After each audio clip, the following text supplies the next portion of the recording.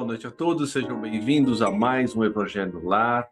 Agradecemos a presença de todos e peço que me acompanhem antes da prece inicial na leitura do livro Agenda Cristã. Eu vou compartilhar a minha tela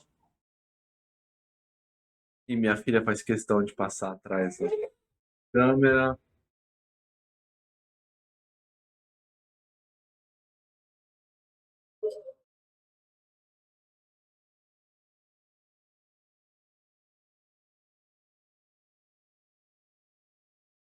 Conclusões naturais. O paciente jamais desespera. O inquieto reclama agora ou depois. O corajoso suporta as dificuldades superando-as. O temerário afronta os perigos sem ponderá-los. O iluminado brilha. O teórico fala excessivamente. O irmão estuda processo de amparar.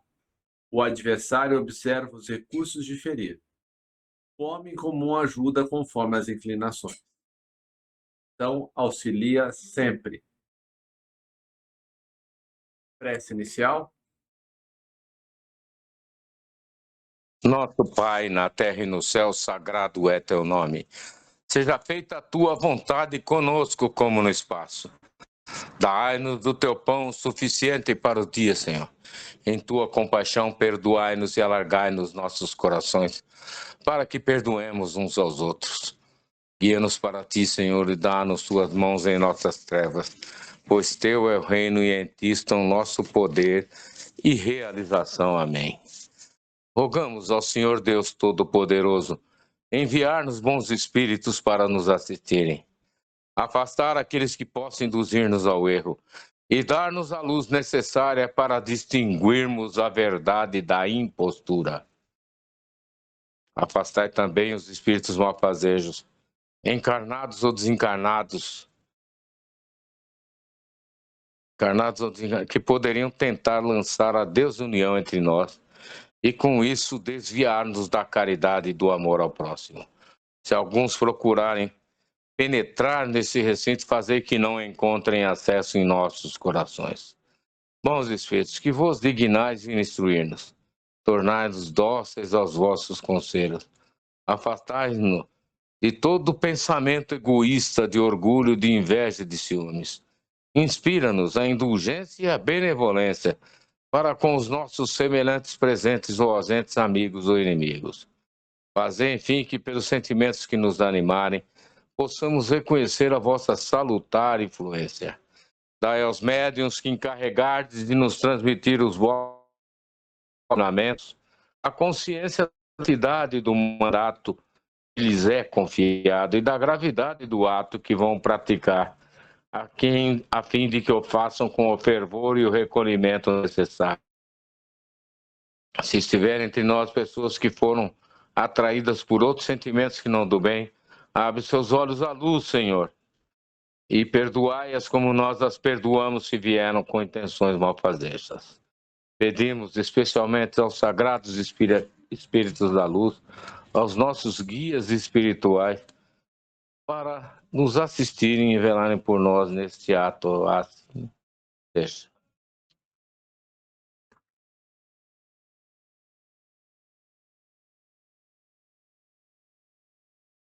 Obrigado, Rubem. Vou compartilhar a minha tela.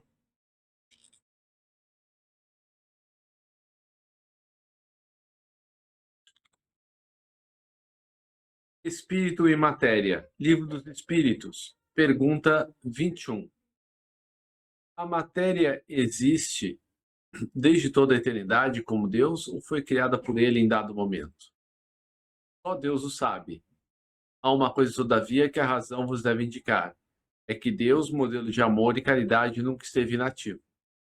Mais distante que logreis figurar o início da sua ação, podereis concebê-lo ocioso um momento que seja? 22. Define-se geralmente a matéria como o que tem extensão, o que é capaz de nos impressionar os sentidos, o que é impenetrável. São exatas essas definições? Do vosso ponto de vista, elas o são, porque não falais senão do que conheceis. Mas a matéria existe em estados que ignorais. Pode ser, por exemplo, tão etérea e sutil que nenhuma impressão vos causa os sentidos. Tudo é sempre matéria. Para vós, porém, não seria. Letra A. Que definição podeis dar da matéria? A matéria é o laço que prende o espírito. É o instrumento de que este se serve, sobre o qual, ao mesmo tempo, exerce a sua ação. Nota de Kardec. Deste ponto de vista, pode-se dizer que a matéria é o agente, o intermediário com auxílio do qual, sobre o qual atua o espírito. O que é espírito? O princípio inteligente do universo. Letra A.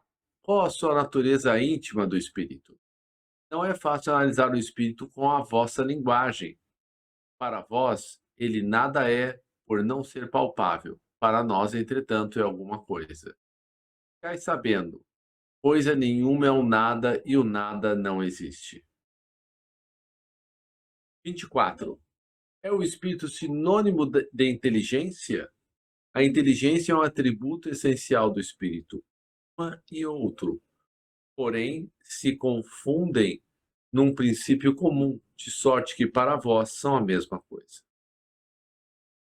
5. O espírito independe da matéria ou é apenas uma propriedade desta, como as cores, o som da luz e o som é do ar, distintos do outro. Mas a união do espírito e da matéria é necessária para intelectualizar a matéria. Letra A. Essa união é igualmente necessária para a manifestação do espírito? Temos aqui por espírito o princípio da inteligência, abstração feita das individualidades que por este nome se designam.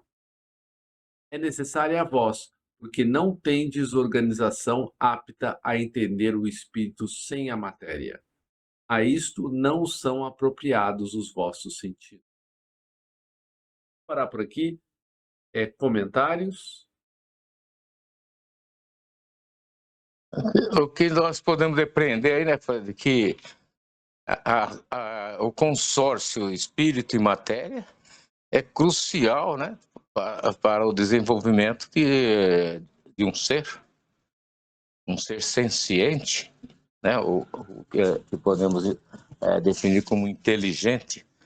Bom, a inteligência divina é sobrenatural e os seus desígnios e tudo que foi criado, concebido aí pelo universo afora, quem somos nós, né? A nossa pequenez para definir tamanha grandeza, né? E complexidade, não, meus irmãos?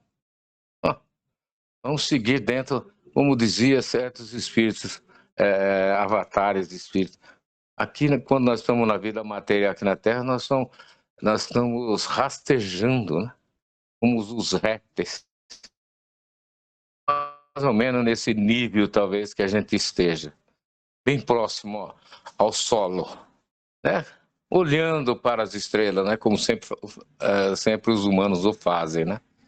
Em busca de algo sobrenatural, de algo talvez até intangível para nós, né? Vamos perseverar, né, meu irmão? Os desígnios de Deus são misteriosos. Obrigado. Obrigado, Rubem. Nós não temos ainda condição de entender, né, o que é o espírito, do que ele é feito, porque vivemos ainda num mundo muito material, né? Ai, ai. E o que acontece? Minha filha está dando um pouco de barulho, está me desconcentrando aqui. Bom, iniciar. Reiniciar. Nós estamos aqui na matéria e nosso espírito necessita das experiências de um corpo físico. Porque como espíritos, né, no mundo espiritual, nós habitamos cidades com uma organização fina, maravilhosa, nós não estamos sujeitos às vicissitudes, às dificuldades que aqui nos encontramos. Então, aqui é o palco, né, em que cada um de nós assume um papel numa determinada família, né, que nunca é ao acaso. Todos nós somos plantados onde devemos florescer, parentes difíceis, com aqueles que temos mais afinidade, enfim. Aqui é, é a oportunidade que temos, o nosso espírito aprender. Por isso estamos aqui. Nosso espírito está materializado nesse corpo, né? Nós sabemos que nosso corpo material ele é feito sob medida para o nosso espírito, né? Na verdade, nós temos o nosso perispírito, que é o corpo espiritual, que é a casa do espírito. Esse perispírito, quando nós estamos no útero das nossas mães, ele está imprimindo, né, no corpo físico o que vamos ser, né? E esse o que vamos ser, nós temos algum desenvolvimento espiritual, nos é permitido fazer escolhas, né? De como vai ser esse corpo, de possíveis doenças que possamos ter, como toques de despertador da vida. Nós mesmos, para aproveitarmos essa encarnação, pedimos uma série de salvaguardas aí. Porque imagine assim o investimento que é feito na nossa encarnação. Desde encontrar um pai, uma mãe que queira nos receber,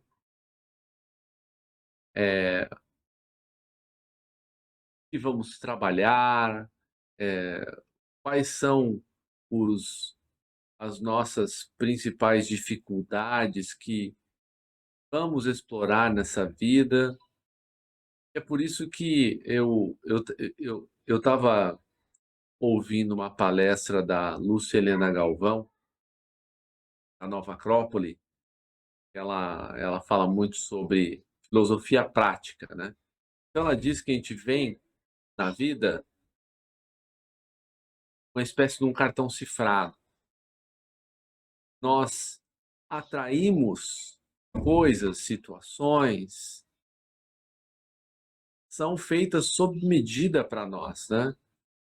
O imperador estoico Marco Aurélio dizia, né, que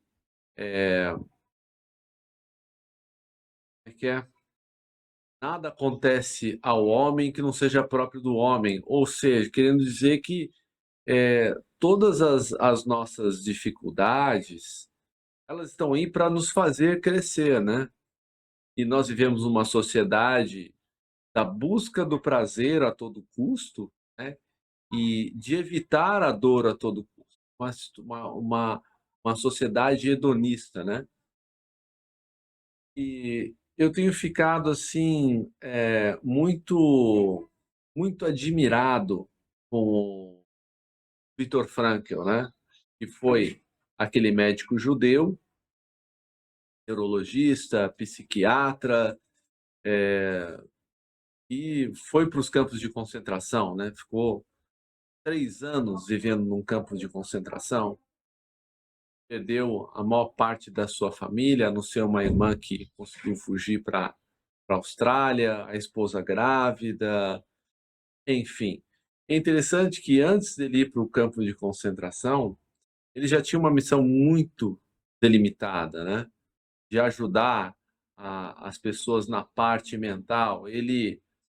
Aos 16 anos, debatia com Freud, né? Com Adler, da psicanálise, e achava que esses tinham um conhecimento muito raso, né? Imagina, Freud, Adler, com conhecimento muito raso.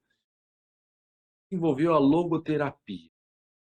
Essa terapia é engraçado que ela tem uma parte dela que é muito parecida com o espiritismo, né? A logoterapia coloca o sentido da vida não dentro de nós, mas no outro. O que é a felicidade? É quando nós fazemos o outro feliz, nós auxiliamos o outro, nós nos tornamos felizes. E essa é a felicidade duradoura, né? Que está traduzido o quê? A caridade. Então, eu recomendo que vocês. No YouTube tem o audiolivro, às vezes a pessoa não tem tempo para ler, às vezes me falta tempo para ler. Eu estou lavando a louça, eu coloco lá um audiolivro, tem lá do Viktor Frankl, eu chamo Em Busca de Sentido. E todas as coisas que ele passou na vida dele, né? Muito provavelmente, tudo isso foi planejado no plano reencarnatório dele, porque é uma missão de tamanha importância. Então, olhem só, ele desenvolveu a logoterapia antes de ir para o campo de concentração. Quando lá, sofrendo todos aqueles abusos, desgastes, ele comprovou essa teoria, né? Então, dentre muitas, porque ele faz uma análise psicológica do humor no campo de concentração, da arte, de uma série de coisas, né? Ele coloca do ponto de vista dele técnico, né? Como neurologista, psiquiatra. Então ele desenvolve uma teoria antes e depois ele mesmo se coloca como sujeito de teste dessa teoria e também contando as histórias que lá ele conheceu, né? Dizendo que ele diz que no campo no campo de concentração, né? Freud dizia que se um sujeito é submetido aos mesmos estímulos, né? Todos ficariam meio parecidos. Ele diz que não. Ele faz uma distinção entre porcos e santos. Então ele fala assim: aquele que tem o espírito de porco, aquele que é egoísta, é mais maléfico, por assim dizer, o campo de concentração vai aumentar isso nele. Ele vai ficar ainda pior. E aquele que seria assim, é santo, não santo como nós conhecemos, mas um espírito mais sensível, mais direcionado para o bem. Esse espírito vai vai ter um direcionamento para fazer o bem, né? Tem aquela história do Maximiliano Kolbe, acho que é. Ele troca de lugar com um pai de família que estava indo, acho que para a câmara de gás. Aí ele fica 9 dias, né, dentro de um lugar lá terrível, sem comida, sem nada. E nesses 9 dias ele fica ainda cantando, consolando, né, outros prisioneiros. E ele acho que é o único que sobrevive. Daí os alemães ficam tão assim que acabam dando um jeito de liquidá-lo, né? Ou seja, aquele que já é melhor, é bom, vai ficar melhor ainda. Aquele que é ruim num lugar tenebroso, vai ficar pior. Então, assim, é muito interessante. Eu estou apenas começando a estudar Viktor Frankl, eu recomendo para todos, né? E amarrando o nosso tema, né? Nós temos um corpo material para que nós possamos, né, exercitar o nosso livre-arbítrio, né? Viktor Frankl ele podia ter fugido de Viena com a esposa, né? Mas ele teria que deixar os pais. E ele teve um sonho que ele consolava uma longa fila de prisioneiros no campo de concentração. E quando as sinagogas são destruídas em Viena, ele chega na casa do pai dele e só que antes disso ele faz uma prece. Ele entra numa igreja católica, faz uma prece para que o alto direcione os esforços dele. E ao chegar na casa do pai, ele pergunta para o pai: pai, o que é essa pedra aqui que eu estou vendo aqui na sala? Ah, filho, isso aqui é um pedaço da nossa sinagoga. Mas por que o senhor guardou isso? Porque tem uma letra escrita aqui que só pode ser de um mandamento. Qual o mandamento, pai? Honrai seu pai e sua mãe. E naquele momento ele decide ficar, mesmo que ele perdesse a vida dele. E não só ele sobreviveu, como escreveu 39 livros, foi 29 vezes homenageado, aquele título de doutor honoris causa, o 30º título ele deu para a segunda esposa dele. Então, assim, histórias maravilhosas de seres humanos assim fantásticos. Esses homens e mulheres vieram para dar o seu exemplo, para dar o seu testemunho. E nós, com o nosso corpo físico, mesmo que a gente não tenha, né, a bondade, o desprendimento, o desapego dessas almas, mas que a gente possa aproveitar o nosso tempo aqui da melhor maneira possível. E nós estamos aqui para isso, né, para florescer, para nos entregar. E ele dizia, o Viktor Frankl, que nós viemos aqui para nos desgastar, né, para fazer pelo outro.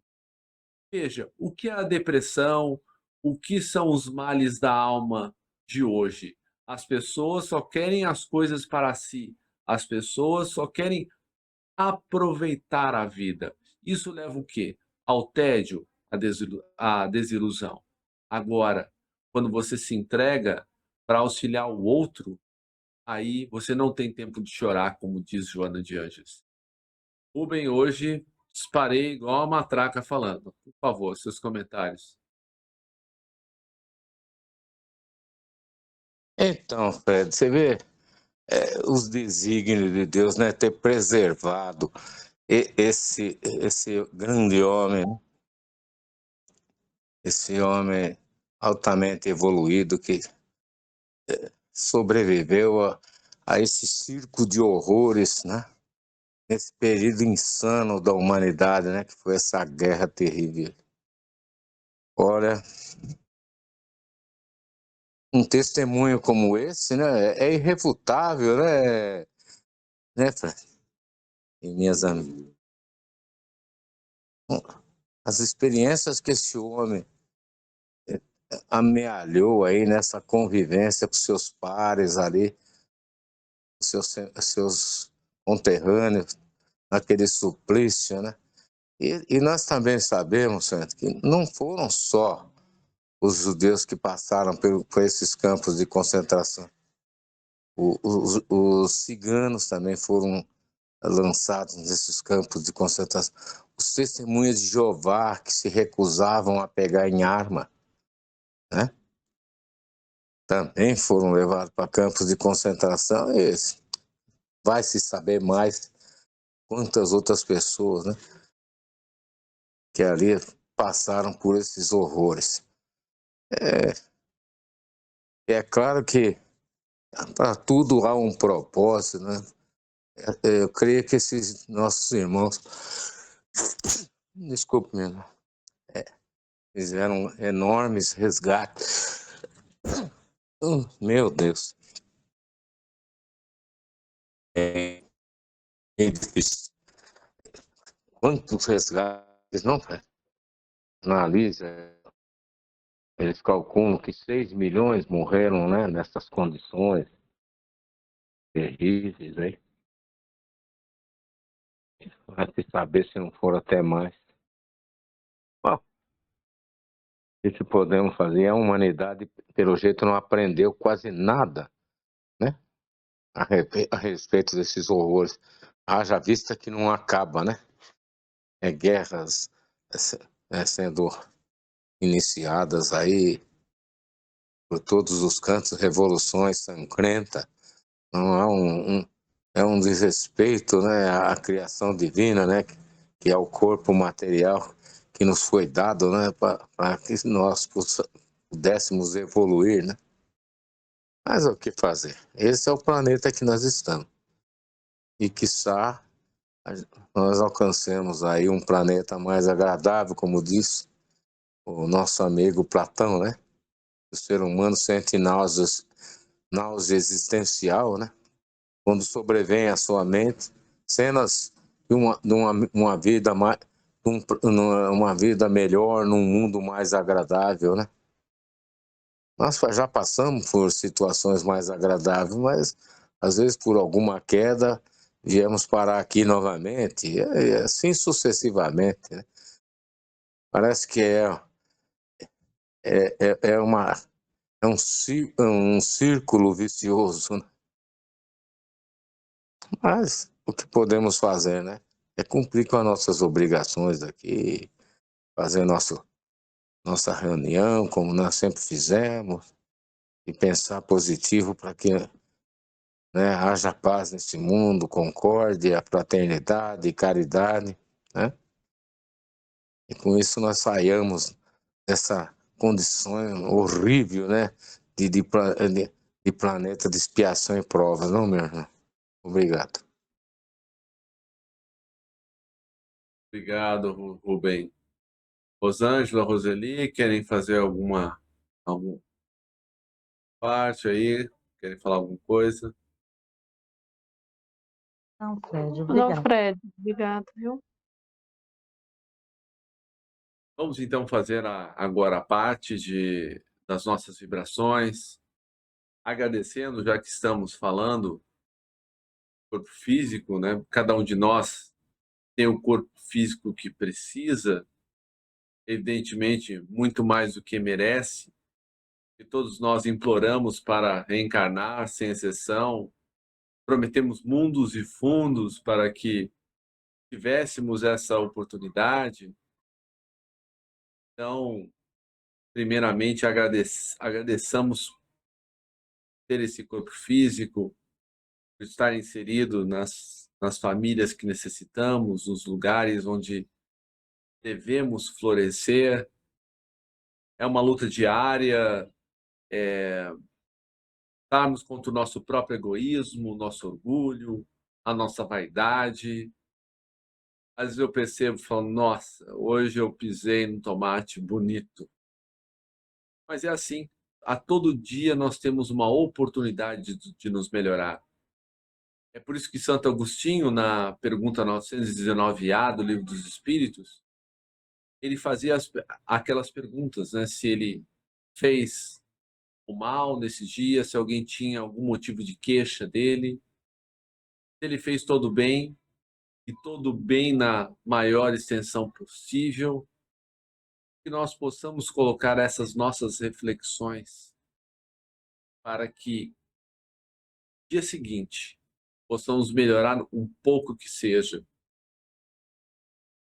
E aproveitando, vamos orar pelos nossos irmãos que estão em sofrimento, maiores do que os nossos, aqueles que saíram da vida física pela porta do suicídio, como Carla, Luiz Roberto, Clóvis, o Elias, o Alain, o Bruno, a Verena, a Gabriele, a Juliana e tantos outros. Que todos esses irmãos sejam amparados. Também aqueles que tornaram obsessores, nós encarnados, tentam nos tirar da vida reta. Muitas vezes nós que somos invigilantes, falhamos em nos vigiar e orar também, acabamos caindo nessas armadilhas. Revide, da vingança, da palavra áspera, do gesto impensado, tudo isso poderia ser evitado. A prece é sempre o nosso melhor remédio. E assim, vamos também pedir a Jesus que abençoe todos aqueles que fazem o bem, sem distinção. Peçamos a Jesus que nos fortaleça no caminho do bem, para que possamos cumprir com coragem os nossos deveres, fazendo assim a nossa pequena parte,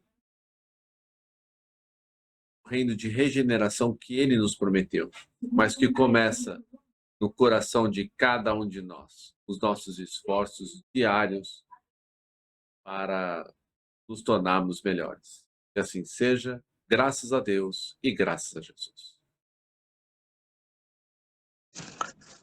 Agradecemos aos bons espíritos que comunicam. Pedimos que nos ajudem a pôr em prática as instruções que nos deram e façam que cada um de nós, ao sair daqui, esteja fortificado na prática do bem e do amor ao próximo.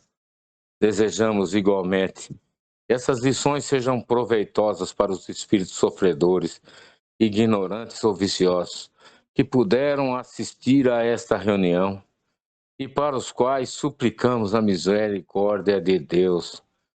Assim seja, meu irmão. Jesus, a piedade de nós e dessa humanidade, não? Uma boa noite a todos. Sigamos em frente sempre. Assim seja, Rubens. Obrigada. Boa semana para todos, viu? Fiquem com Deus. Boa noite.